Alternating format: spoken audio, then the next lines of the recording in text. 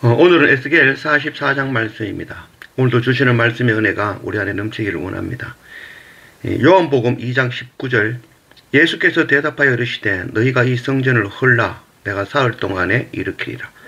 유대인들이 이르되 이 성전은 46년 동안에 지었거늘 네가 3일 동안에 일으키겠느냐 하더라. 그러나 예수는 성전된 자기 육체를 가르쳐 말씀하신 것이라. 죽은 자 가운데서 살아나신 후에야 제자들이 이 말씀하신 것을 기억하고 성경과 예수께서 하신 말씀을 믿었더라. 예수 그리스도를 알지 못하면 하나님을 향해 드리는 그 모든 우리의 열심은 우상 숭배가 되고 말 것입니다. 예수 그리스도를 알지 못하면 우리가 보는 그 말씀 하나하나가 우리를 살리는 복음의 말씀이 아니라 우리를 죽이는 율법이 되어질 것입니다. 날마다 말씀과 예배를 통하여서 생명의 말씀, 복음의 말씀을 받을 줄 아는 그런 우리가 되어지기를 원합니다. 15절 이스라엘 족속이 그릇 행하여 나를 떠날 때에 사독의 자손 레위 사람 제사장들은 내 성소의 직분을 지켰은즉 그들은 내게 가까이 나와 수종을 들되 내 앞에 서서 기름과 피를 내게 드릴지라. 주 여호와의 말씀이라. 그들이 내 성소에 들어오며 또 내 상에 가까이 나와 내게 수종들어 내가 맡긴 직분을 지키되. 이 에스겔은 바로 이 부시의 아들이며 레위 그 사독의 자손이죠. 그래서 사독은 거룩한 자손이었죠. 이 다윗 시대에도 변함없이 하나님을 섬기며 다윗을 도왔고 참 신실하게 성전을 지키고 섬기며 제사하는 거룩한 자손이었죠.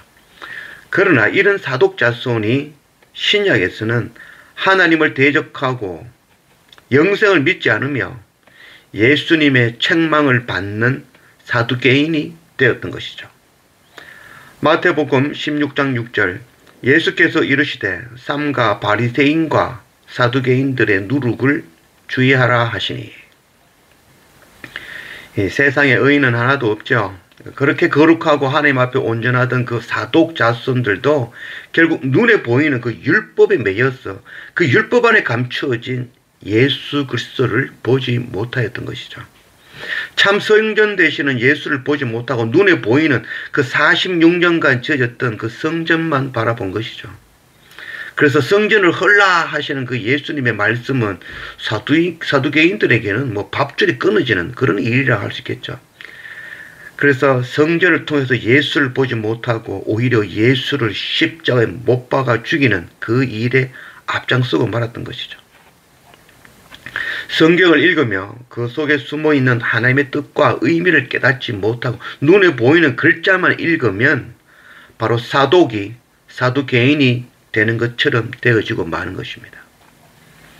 17절 그들이 안뜰문에 들어올 때나 안뜰문과 성전 안에서 수종될 때에는 양털 옷을 입지 말고 가는 베옷을 입을 것이니 가는 베관을 머리에 쓰며 가는 베바지를 입고 땀이 나게 하는 것으로 허리를 동이지 말 것이며 그들이 바깥들 백성에게로 나갈 때에는 수종드는 옷을 벗어 거룩한 방에 두고 다른 옷을 입을지니 이는 그 옷으로 백성을 거룩하게 할까 함이라.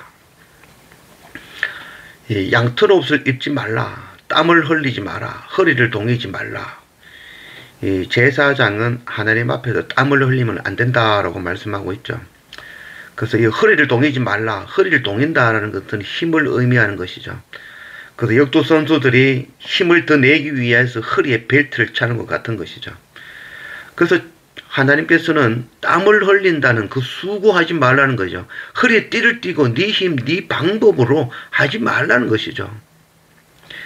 이 땀을 흘린다라는 것은 자기 의를 나타내는 것이죠. 이는 하나님이 가장 싫어하시는 일이죠. 선교도 동일하죠. 선교는 하나님께서 하시는 하나님의 일이죠. 그래서 땀을 흘리면서 내 방법, 내 뜻대로 선교를 끌고 가는 건 그 옳은 선교를 할 수 없겠죠. 우리는 최선을 다해서 준비하고 가장 좋은 것으로 우리는 준비되어져야 되는 자인 것이죠. 땀 흘리지 말라고 해서 그저만 놀고 먹으라는 의미는 아니죠. 내가 가장 좋은 것으로 최고의 것으로 공부하고 준비하고 예비할 때 그때 하나님께서 그것을 통해서 일하시는 것이죠. 그때 우리는 내가 준비한 그 최고의 것들을 사도 바울과 같이 배설물로 여기며 하나님께 드리는 것이죠. 우리의 땀, 우리의 노력, 내 생각으로 하나님의 일하는 것이 아니라 하나님의 일은 하나님의 일하시고 그것 우리가 바라보고 목도할 줄 아는 그런 우리가 되어져야 될 것입니다. 20절 그들은 또 머리털을 밀지도 말며 머리털을 길게 자라게도 말고 그 머리털을 깎기만 할 것이며 아무 제사장이든지 안뜰에 들어갈 때에는 포도주를 마시지 말 것이며 과부나 이혼한 여인에게 장가들지 말고 오직 이스라엘 족속의 처녀나 혹시 제사장과 과부에게 장가들 것이며 내 백성에게 거룩한 것과 속된 것의 구별을 가르치며 부정한 것과 정한 것을 분별하게 할 것이며 포도주를 마시지 말라. 제사장은 포도주를 마시지 말라라고 말씀하고 있죠. 이 나답과 아비후 이전에는 제사장이 포도주를 마셨죠. 근데 나답과 아비후가 하나님 앞에 나아갈 때에 술이 취하여 제사를 드리다가 하나님 앞에 잘못된 불을 세상의 불을 드림으로 그들이 불에 타 죽고 말았죠. 그 이후에 이 레위기서에서는 제사장은 술 마시지 말라라는 그 말씀을 하셨죠. 그래서 술을 마시지 말라는 것이 술 마시는 것이 죄가 아니라 술에 취하여 죄를 범할까 하시는 바로 하나님의 사랑인 것이죠. 술이 정죄가 아니라 사랑이 되어야 되는 것이죠. 또 오늘 말씀에 과부나 이혼한 여인에게 장가들지 말라고 하죠. 과부나 이혼한 여인과는 결혼할 수 없다라고 말씀하고 있죠. 그렇다면은 고아와 과부를 아끼고 돌보라는 말씀과는 배치되는 말씀인가요? 그렇지 않죠. 이 또한 그 의미가 있는 것이죠. 그래서 여기에서 말하는 이 과부라는 말은 불쌍한 과부의 의미가 아니라 신랑을 잃은 자죠. 참 신랑 되시는 하나님을 잃어버린 자. 그들과는 함께 할 수 없는 것이죠. 또한 이혼한 자는 신랑을 버렸다라는 의미가 되어지는 것이죠. 그래서 잠언에서는 이런 과부나 이런 이혼한 자들을 음녀라라고 표현하고 있죠. 하나님을 떠나 사는 자들을 이르는 말이죠. 이런 자와는 함께 할 수 없다라는 것을 말씀하고 있는 것이죠. 또한 처녀와는 결혼할 수 있다라고 이야기하죠. 처녀는 아직 하나님을 알지 못하는 자, 준비되어진 자들이죠. 이런 자들은 어린 자들이죠. 또한 이런 자들은 또 제사장의 과부는 또 괜찮다라고 말씀하셨죠. 제사장의 과부라는 말은 제사장으로서 제사장이 먼저 죽고 과부가 되어진 자들, 그들은 끊임없이 하나님을 구하고 찾는 자들이라는 의미가 되어지는 것이죠. 이런 자와는 함께 할 수 있다라고 말씀하고 있는 것이죠. 또한 말씀에 내 백성에게 거룩한 것과 속된 것을 구별하고 가르치게 하라라고 말씀하고 있죠. 거룩한 것과 속된 것을 분별하게 하는 것이 바로 제사장의 주요 의무이죠. 그러나 이 속된 것과 거룩한 것은 우리 눈에 보기에는 동일한 것이죠. 즉 우리가 사용하는 세상의 돈이나 또 하나님께 구별하여 드리는 헌금이나 동일한 돈이죠. 그래서 속됨과 거룩함이라는 것은 다르다는 것이 아니죠. 다름이 아니라 따로 떼어 구별하는 것이죠. 그래서 세상과 구별되게 하는 것이 바로 왕같은 제사장인 우리의 의무인 것이죠. 28절 그들에게는 기업이 있으리니 내가 곧 그 기업이라. 너희는 이스라엘 가운데에서 그들에게 산업을 주지 말라. 내가 그 산업이 됨이라. 그들은 소제와 속죄제와 속건제의 제물을 먹을지니 이스라엘 중에서 구별하여 드리는 물건을 다 그에게 돌리며 또 각종 처음 익은 열매와 너희 모든 예물 중에 각종 그 제물을 다 제사장에게 돌리고 너희가 또 첫 밀가루를 제사장에게 주어 그들에게 네 집에 복이 내리도록 하게 하라. 새나 가축이 저절로 죽은 것이나 찢겨져 죽은 것은 다 제사장이 먹지 말 것이니라. 하나님께서 제사장들에게는 기업을 주지 말라라고 이야기하죠. 왜냐하면 내가 바로 제사장들의 기업이다라고 말씀해 준 것이죠. 이 제사장의 기업은 바로 오직 하나님이 되신 것이죠. 하나님만으로 즐겁고 만족하는 삶을 사는 자들이 바로 왕같은 제사장이죠. 또 오늘 말씀해 보면은 새나 이 가축이나 저절로 죽은 것 또는 찢겨져 죽은 것은 제사장이 먹지 말라라고 이야기하죠. 이 제사장의 먹거리는 저절로 죽은 것이나 찢겨진 것은 안 된다는 것이죠. 저절로 죽었다라는 것은 생명이 없어서 죽은 것이죠. 그래도 그런 것들은 제사장의 이 먹거리가 될 수 없다는 것이죠.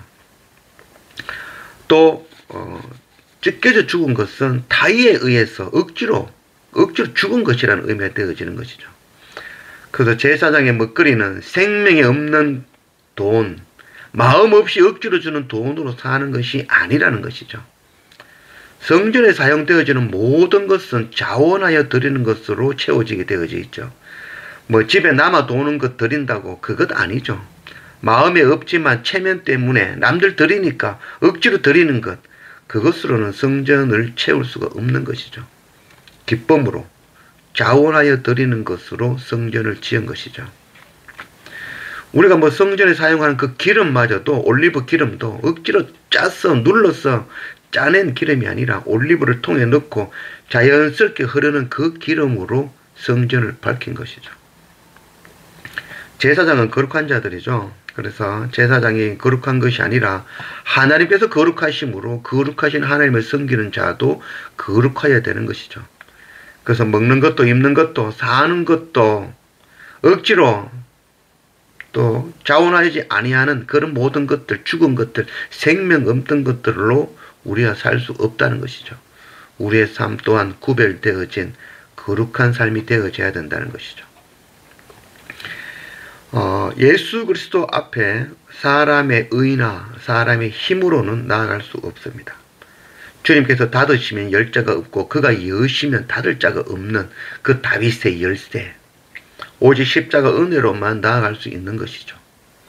오직 예수 그리스도를 믿는 믿음으로 의롭다 하심을 입은 우리, 왕같은 제사장으로 부름받은 우리는 그의 성전에서 그와 함께 먹고 그의 길을 가게 되어지는 것입니다.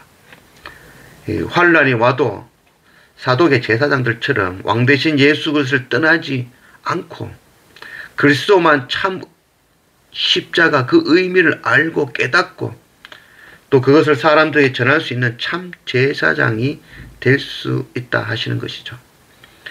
그래서 그는 세상과 짝하지 않고 또 세상이 좋아 떠난 자들과 짝하지 아니하며 스스로 더럽히지 않고 또 연약한 자들을 위하여 십자가를 지고 사망의 골짜기 가기를 두려워하지 않는 자들인 것이죠.